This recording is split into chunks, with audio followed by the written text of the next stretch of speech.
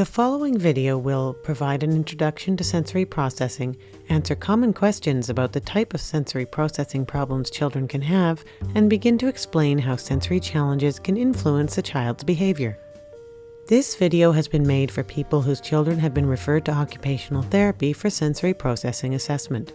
It may also be useful for child care workers, educators, extended family members, and others who care about children with sensory processing challenges. The information provided is general and not designed for a specific child. It is not meant to be medical advice or to replace medical care. It does not substitute for OT assessment or treatment. But we hope it will help you better understand how sensory processing challenges may affect important children in your life.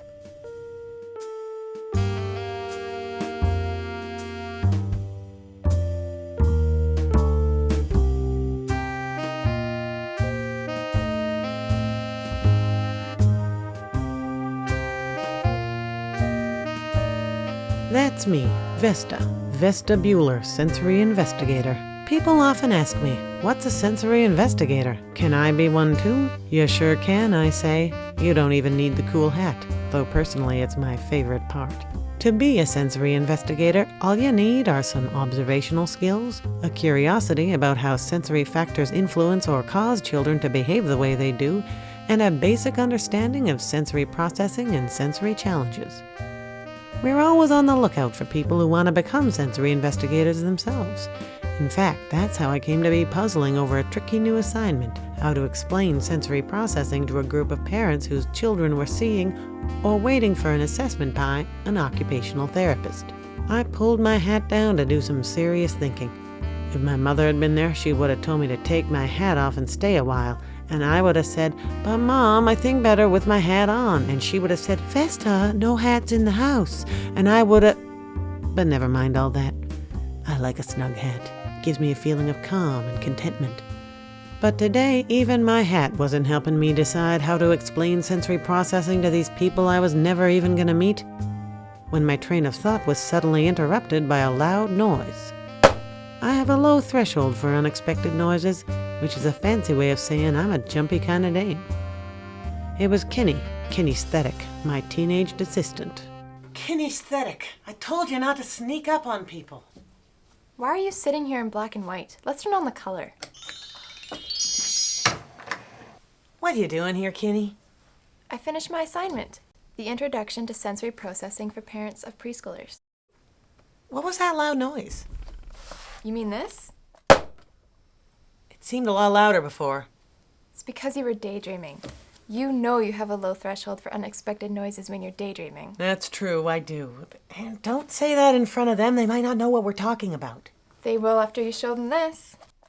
What is that? It's my assignment. The assignment I gave you last week? You finished it already? You got it. Oh, that's a lot of writing, kid. Is that okay? Sure, but I read somewhere that teenagers couldn't put their thoughts clearly on paper or write sentences longer than 140 characters. And let me guess, we can't spell? Yeah. And where did you read that, Vesta? On the internet. And what do you always say about reading things on the internet? Don't believe everything you read. And? Always make sure you're on a reputable site. And? Don't make generalizations from what you read. Every child, or in this case, teenager, is a unique individual. By paying attention to a child or teenager's actions and behavior, you can learn more valuable information about them than from 100 articles on the internet. So do you still think all teenagers can't put their thoughts clearly on paper? I think I should read this instead of making generalizations, right? Right. Let's see what you got, kid. The world is full of sensory information.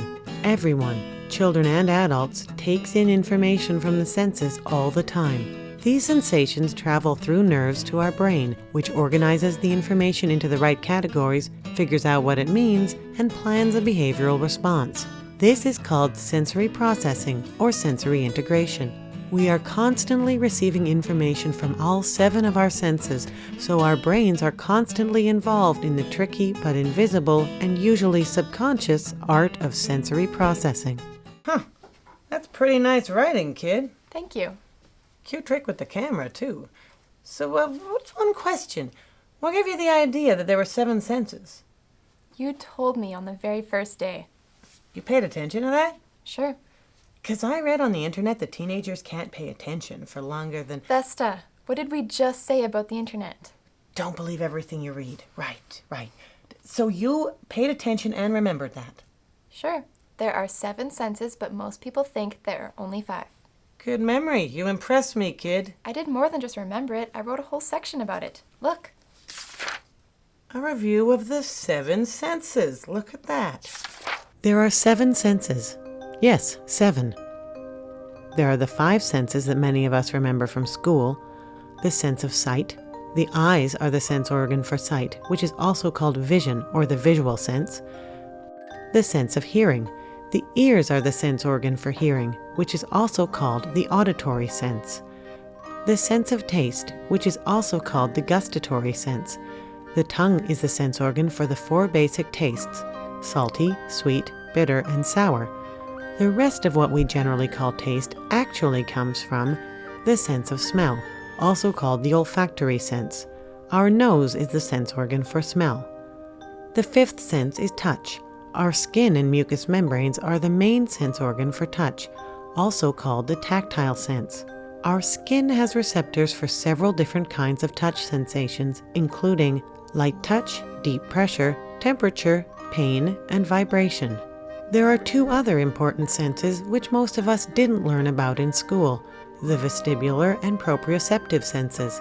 These give us information about the movement and position of the head and body. In fact, sometimes these 2 senses, plus parts of the sense of touch, are lumped together and called the kinesthetic or movement sense or senses.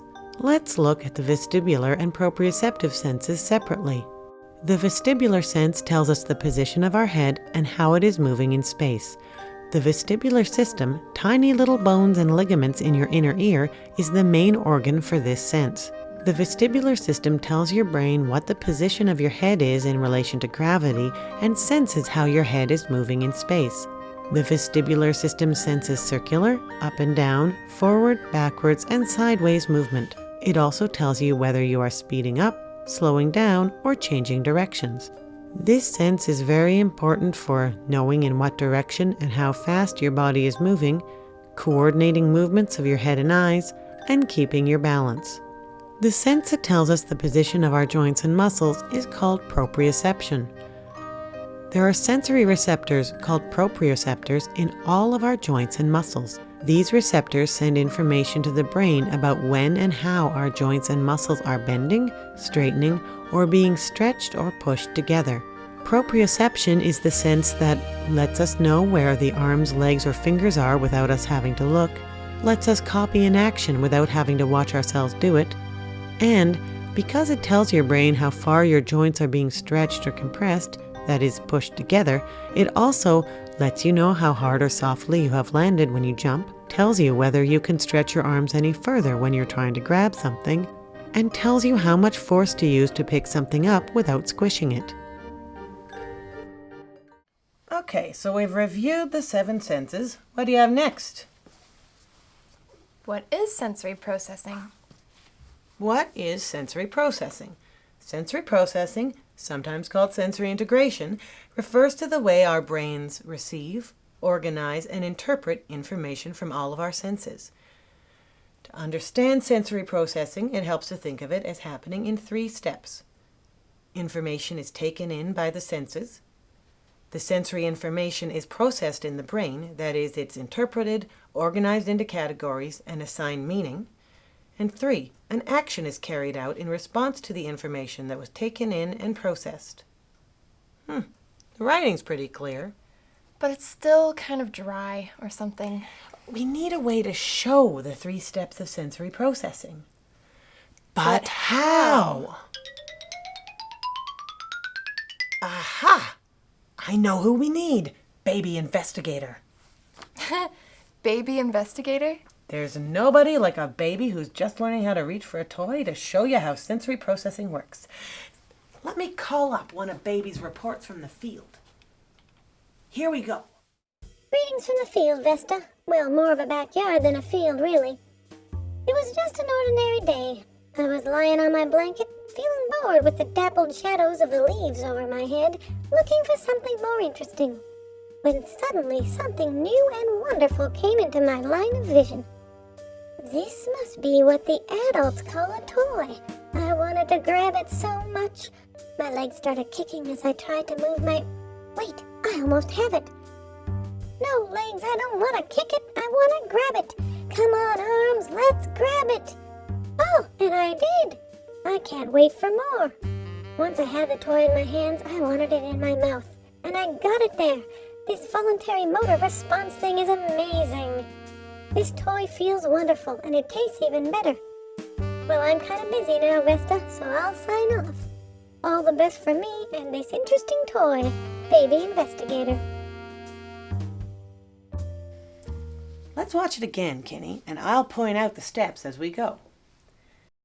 Step 1. Sensory information is taken in from the senses. In this case, the baby sees something that she's interested in. 2. The sensory information is processed in the brain. That is, it is interpreted, organized, and assigned meaning. You can almost see the gears turning in her little brain as she sees that toy she really wants. 3. An action is carried out in response to the information that was taken in and processed. She reaches for the toy and brings it to her mouth. Success! What do you think, kid? Why a baby investigator? As babies encounter all kinds of sensations for the first time and learn how to move their bodies on purpose, they move through the 3 steps slowly, so it's easier to see them happening. With older children and adults, the 3 steps happen so quickly and so constantly and with so many different senses at the same time that it's really impossible to keep track. Hey, this fits perfectly with my next section, sensory processing in everyday life. Let's see this, kid. Sensory processing is hard to explain because it's invisible and, when it's working well, we don't even think about it or know that it's happening. Even doing something as ordinary as eating lunch outside, children constantly encounter and need to process and react to sensations from all 7 senses. They see not only their food, but everything around them and what their family is doing. They hear the sounds of themselves and others eating, talking, and all the other sounds in the backyard. They taste all the different kinds of food they are eating and the milk they are drinking. They smell the food they are eating and that others are eating, as well as other smells in the backyard. Newly mown grass, subtle smoke from a barbecue half a block away. They feel the touch of the food in their hands and in their mouths. They feel the bench under their bums, their clothes resting on their bodies, and the breeze against their faces. Their vestibular sense helps them keep their balance as they sit on the bench and lets them know if they're leaning too far one way or another. Their proprioception or joint position sense lets them know how heavy their cups are as they pick them up and helps them to reach and move accurately. As these children eat and move around, they are constantly going through all 3 steps of sensory processing. Every action that they take leads to new sensory experiences which need to be processed, which leads to the next action. It's a constantly revolving cycle or feedback loop. If there is a problem with any of the 3 steps, if the senses are not able to take the information in as expected, or if the senses take the information in but then the brain does not process it, or if the message to carry out an action based on the sensations taken in and processed does not get through, the cycle of sensory processing will necessarily be broken up and children will not behave in ways we find typical. In that way, you could say that the symptoms of sensory processing problems are the way that a child acts or behaves. That's pretty good, kid, but I'm not sure I understand the part about how things can break down, and I'm a sensory investigator. I know. We need a way to show the way sensory processing problems happen. And what it looks like when someone's having a sensory processing problem. But how?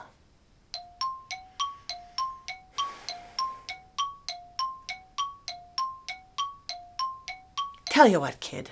I'm going to try to talk through this to the camera here using that flip chart. That wasn't here before. It's the magic of cinema. I think I got this one handled.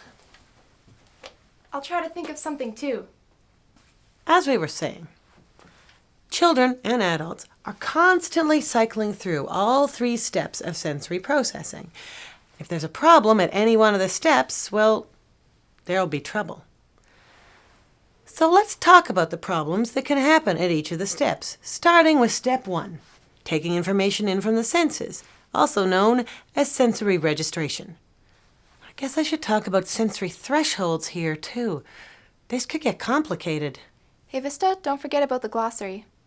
What about the glossary? Well, if people want to hear about sensory thresholds or a full definition of sensory registration or any other terms we're using, they can check out the glossary. So you're saying I can just get on with this without all the $20 words? Children who have problems with step 1, registering or noticing and taking in sensory information, may either overnotice and overreact to or undernotice and underreact to one or more types of sensory information.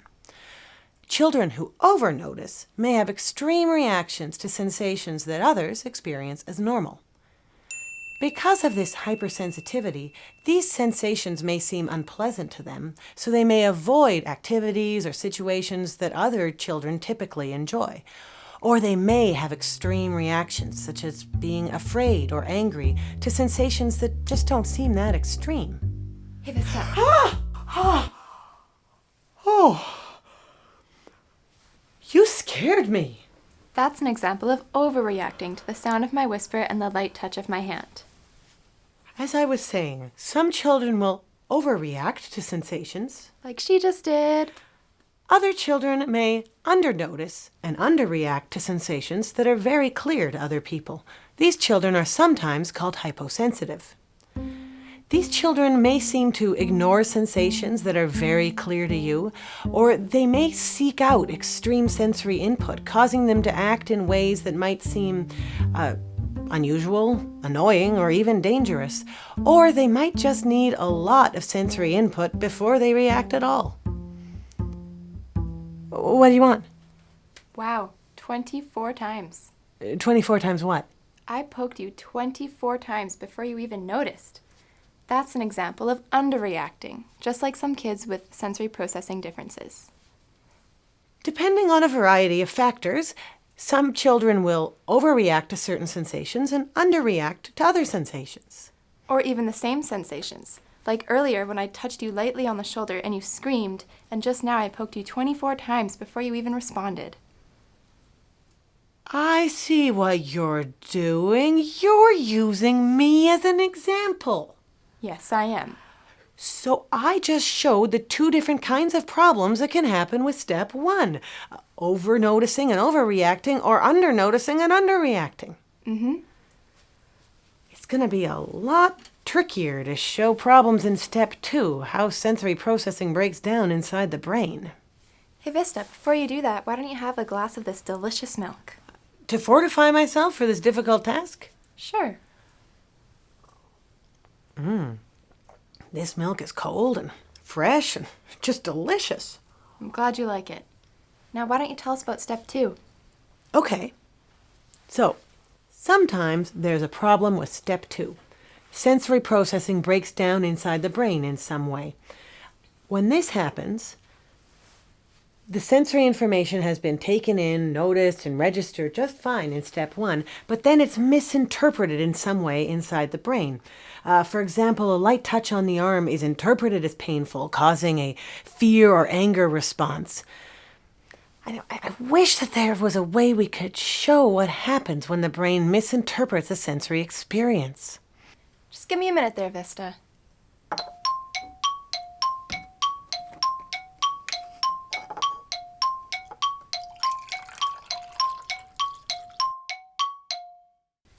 Hey Vista, why don't you have some milk?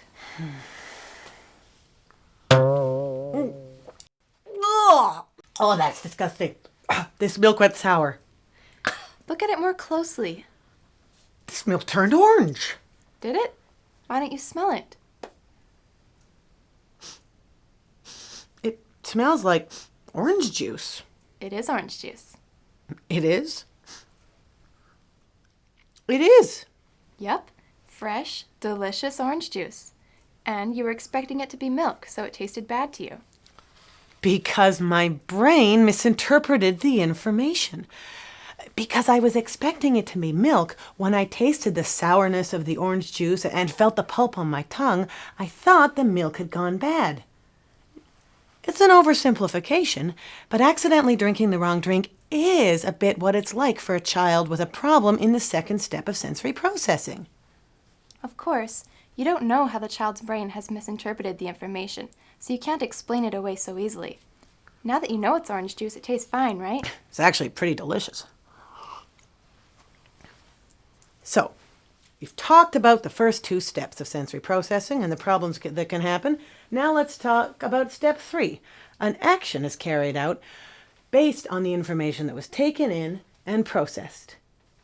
Hey, Kinny, could you bring me that box of books over here, please? You mean this incredibly heavy one? That's the one.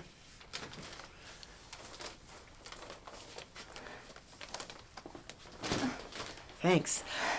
You know what? Actually, do you mind taking it back over there? I got confused. You know what? Actually, I changed my mind. I think maybe it should be here. Boy, this sure is heavy. Yeah, that's good for now. Thanks. You know what? You better go put away the milk and orange juice. You don't want it to go bad. That's a good idea. Like Kinny said, the final step of sensory processing is carrying out an action based on the information that was taken in by the senses and processed in the brain. Some children will take in and process the information correctly, but experience a problem getting the message of what action to carry out to the muscles. The message may be slow getting there, so the action is delayed, or the message may get blocked, so there's no action taken at all. Other times, it's as though the message gets garbled in transmission, so the action that gets carried out is not quite right for the situation or not quite what the child intended. Those are examples of movement or motor problems. There will also be a problem with step 3, carrying out an action, if there was a problem with step 1, taking information in from the senses, because if you don't register sensation, you can't act on it, or step 2, processing the sensory information in the brain. Like before, when I spit out the orange juice instead of swallowing it because I interpreted the taste to be sour milk. Demonstrate what can happen to step 3 if you have inaccurate information from steps 1 and 2. I've taken all the books out of this box, and now I'm going to ask Kinny to carry it again. Because she picked it up recently, she'll probably rely on the information she recently took in and processed back when the box was still full of books and really heavy. So let's see what happens to step 3 now. Hey, Kinny, could you come and pick this box up for me again? Sure, Vesta.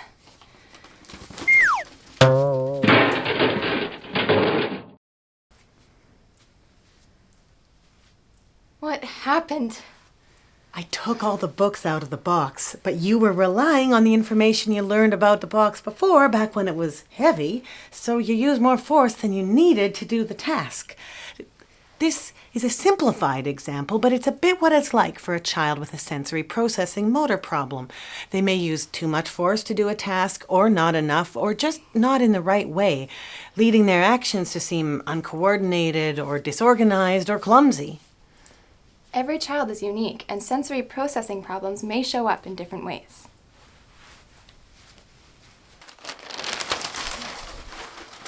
Some of the ways that children with sensory processing challenges may be described include clumsy, uncoordinated, irritable, unsafe, highly distracted, or destructive or rough on people or objects. Parents or teachers may notice that these children are constantly moving, won't sit still, don't follow directions, have trouble with transitioning or moving from one activity to another, have a need for predictability or control, become very anxious, or have extremely negative reactions to activities that rarely bother other children. And why do children have sensory processing problems or challenges, Vesta? There are many different reasons for children to have sensory processing challenges and many different degrees of sensory challenge that children might face. The majority of children who are referred for sensory assessment have no underlying diagnosis, so there's no known reason for their sensory processing challenges. It's just part of what makes them who they are. Some children are diagnosed with sensory processing disorder, SPD, also known as sensory integrative dysfunction, SID. This is a diagnosis that's made by a developmental pediatrician or other doctor. This diagnosis is used in the United States much more than it is in Canada. It's not used very frequently in Manitoba.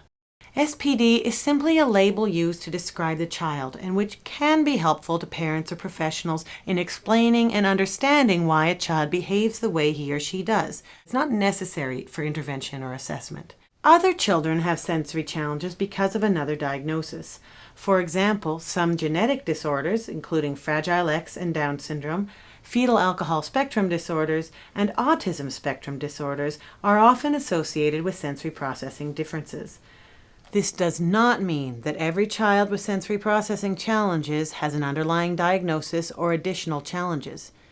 In fact, the majority of children referred for sensory processing assessment do not have an underlying diagnosis of any kind. In fact, not everyone who fits these descriptions has sensory processing problems at all. What do you mean? Well, for instance, you are pretty clumsy. I am. But you don't have a sensory processing problem. So no one out there should jump to any conclusions about their children. That is a good point, Kinny. When you're worried about your child, it's easy to become even more worried based on general information that you might read or find on the internet or see in a video. It's important to not jump to any conclusions about your or any child based on general information. So what can you do if you have concerns about your child's sensory processing? If you haven't already, discuss your concerns and observations with your healthcare practitioner. It's important that your child be investigated for possible medical or health problems. They should have a thorough medical exam and have their hearing and vision checked. Ask for a referral to occupational therapy. Occupational therapists, or OTs for short, are experts in assessing children's sensory processing. In Canada, publicly funded OT services vary from province to province. In Manitoba, preschool children are eligible for publicly funded OT through the Children's Therapy Initiative. In fact, you might be watching this video because you're waiting for or already receiving those services. There are also private therapy options. www.msot.mb.ca has a list of providers in Manitoba. Finally, become a sensory investigator. Learn to look at your and your child's behavior from a sensory point of view. By becoming attuned to the sensory environment and aware of the sensory events that may trigger your child's discomfort, difficult behaviors, or withdrawal, you begin to be able to address root causes instead of always having to react after the fact. You will also be gaining valuable information that you can share with your occupational therapist that she can use to help you and your child. This page is blank. It's because we're done. We've covered everything. Oh, good work, kid. This could be the beginning of a beautiful friendship. What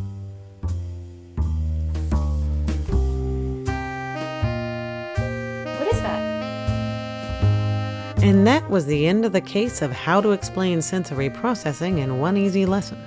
I felt pretty satisfied with our work. We explained some tricky concepts, and I learned some valuable things, like don't believe everything you see on the internet and never underestimate the potential of a teenager. I guess you really can teach an old dog new tricks.